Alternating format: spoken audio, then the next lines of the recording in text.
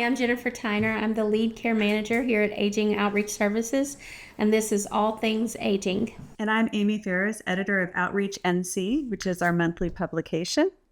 And today we're doing part 2 of our series on estrangement, talking about family estrangement.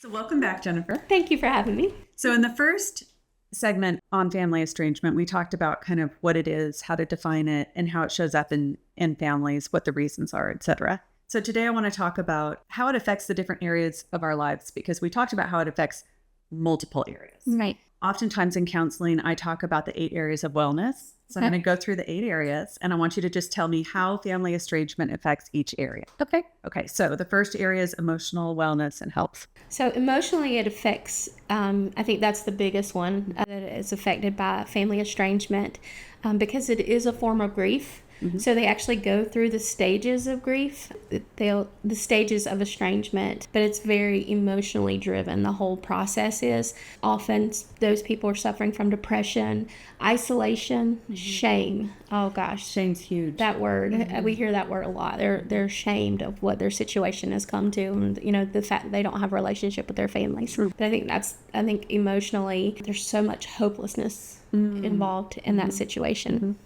And with the shame, I wonder if people feel judged. They do. There's a lot of judgment. They worry that, well, my best friend has a great relationship with her children. Why can't I? They feel like their friends are going to think like they're the bad mom. Right. That they did something that caused this. Yes. Yeah. How about physical health and wellness? So we talked briefly about how it has affected, like PTSD, is how it affects the brain, leads to actual physical symptoms, shaking, crying, heart issues, low self-esteem, eating disorders, anxiety. So there are a lot of physical ways that estrangement impacts older adults. It causes a multitude of different health issues. And really, we're seeing more and more. We used to always talk about how stress affects your body.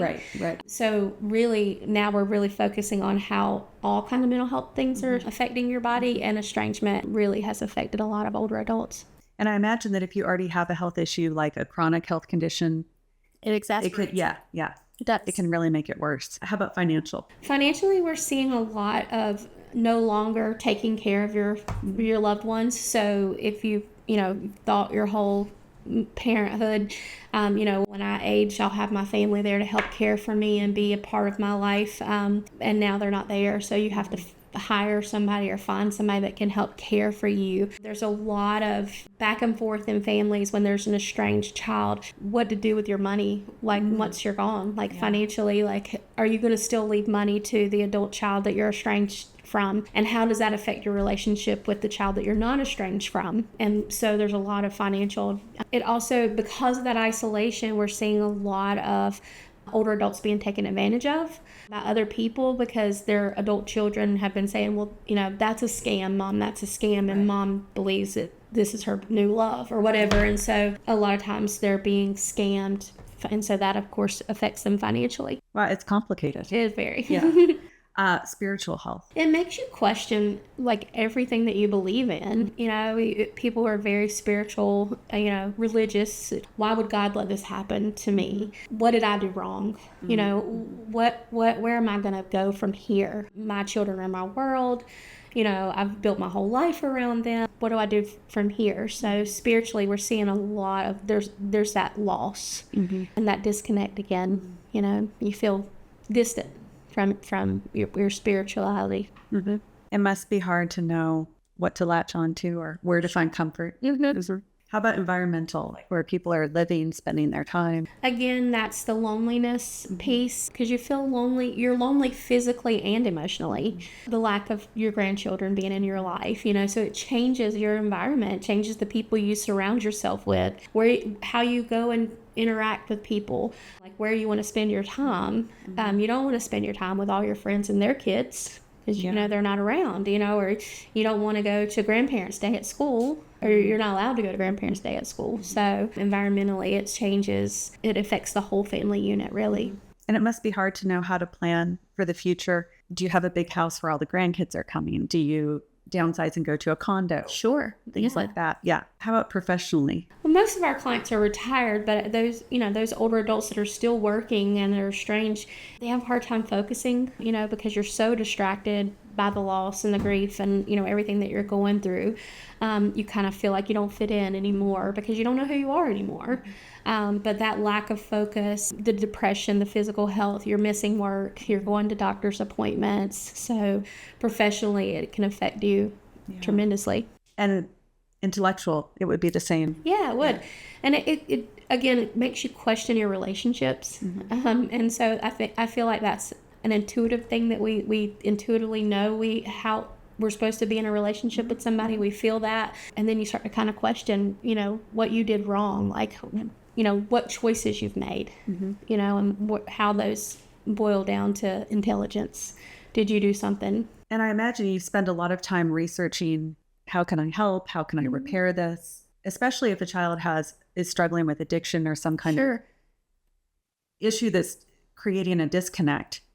You're really trying to dig in and figure out what you can do. You are. And estrangement is affected by addiction. It's often a cycle of abuse. Right. So when they're sober, they want to be in your life and have a relationship, and you repair that relationship. And then when they're not sober any longer, you have that loss again, and then they come back. And then, it's sort of, so as they cycle through their addiction process and their healing and their being well again, you're kind of brought in and out, in and out, in and out, and you're often walking on eggshells and, not really being able to be yourself and having that kind of relationship any longer. So estrangement can be chronic, like... It is chronic. Yeah. It is. You can cycle in and out. You can. Like you said. Yeah.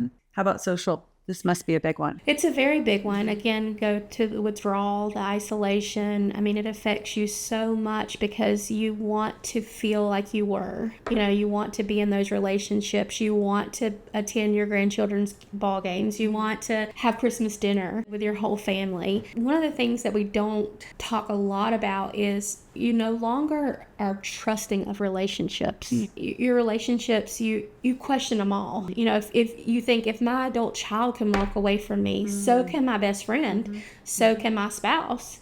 So you question relationships, and then sometimes you question them too much, and then sometimes you just over love to compensate for that loss. And so you put yourself in situations where you're in relationships with people you shouldn't be in relationships with, people that are taking advantage of the fact that you're lonely and that you're grieving. It must be hard to know how to answer socially. I have a friend who's estranged, and she says she doesn't know how to answer how many kids she has. That's because she doesn't want to bring up the estrangement. So and that's a common question. We get asked that all the time.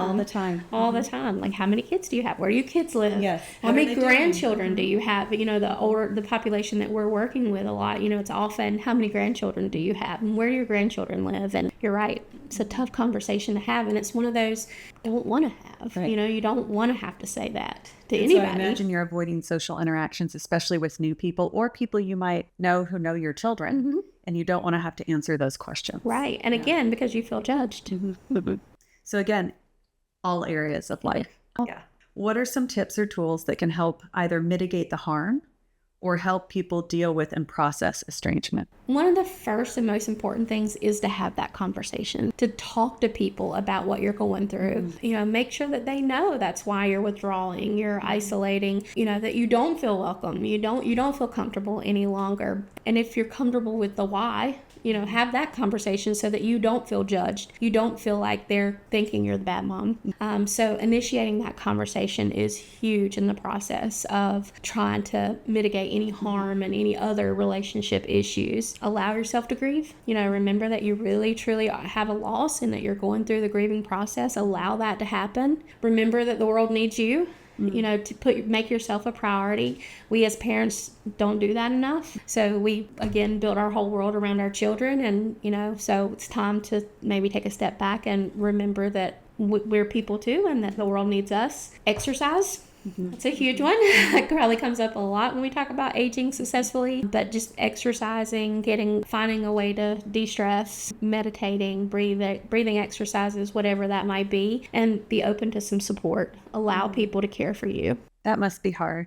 It is. That's a big one. People, they've isolated themselves, so they don't want to open up and talk about these things. But we learned through my support group, this one that we just started, people are really amazed that they're not the only one. Right. It's a very isolating experience. It is. So they feel like, oh gosh, it's nice to know that I'm not the only one that's experiencing this right now. I'm not the only one going through this. There are other people that understand these feelings. Be open to talking about it and allowing people to help. And when I've sat in with your support group, people have mentioned how much soothing they've gotten or connection from articles, books.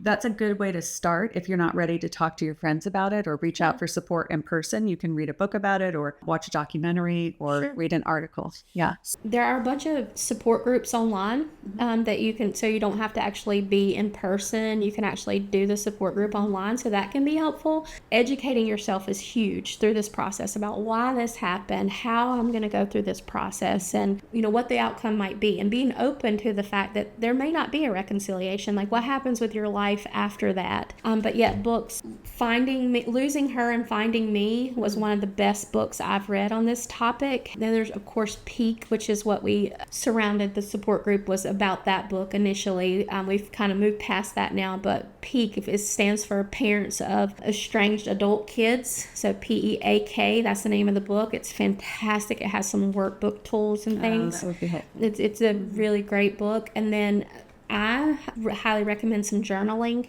There are lots of different books out there that you can journal, but there is one, and I wrote it down.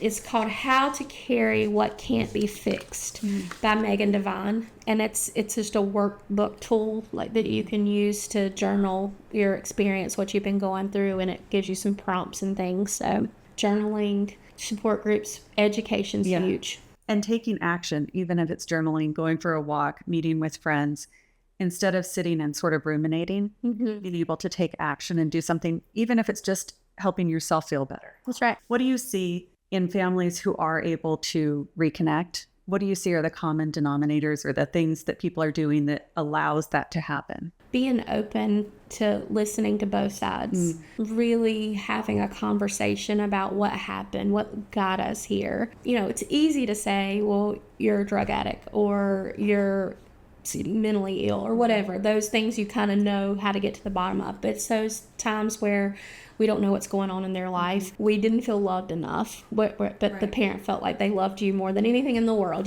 so that there are some hard things to get to the bottom of. Being open to having those hard conversations is the most important thing to reconciliation. And the point there, I think, is that a lot of times there is hope. There is. There's a lot of acceptance and hope. That's right. It's not a hopeless situation. All right.